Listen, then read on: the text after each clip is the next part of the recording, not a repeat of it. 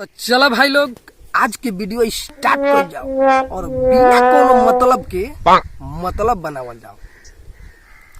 तो जानता ना भाई लोग आजकल के डिजिटल जमाना हो गइल बा। का हो गइल बा? डिजिटल बोला रे कौन जमाना हो? सुन कौन जमाना हो? डिजिटल जमाना। भीतर रहो सारा बात करती नहीं ना भक्चोन हर कहानी में ना घुसनी अस्थिर रह। सुन आजकल के जौन लड़की बाईसन उ समझ के एक लेखा ले डिजिटल बाईसन। अब यही चोखा लेखा मुंह होखे आ भर मुंह लिपस्टिक मरले बिया बुझाए कि मुहवा पे सातू सानल होके वैसे ही लिपस्टिक मरले बिया। आ गइल बिया बाजारी में एगो हाथों में फोन ले ले बिया आ फोन लेके आ मार बात कुचले न बिया।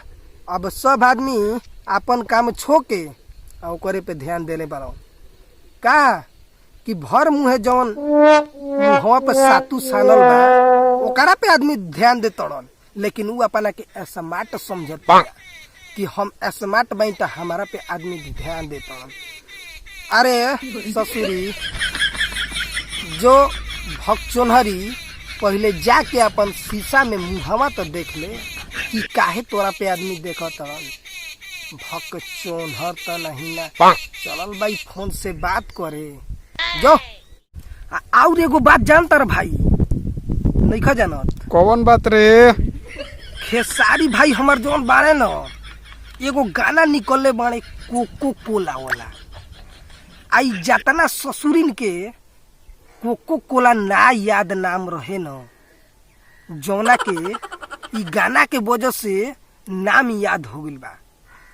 कुछ ना तो जौना के लभर होखे आ चाहे हसबैंड होखे बाजारे जा तड़सन तो कुछ ना कुछ कहते बाईसन। लेकिन ओकरा कहला के बावजूद जानता रहे एगो का कहतड़ीसन कि एगो कोको कोला ले ले आइम ना।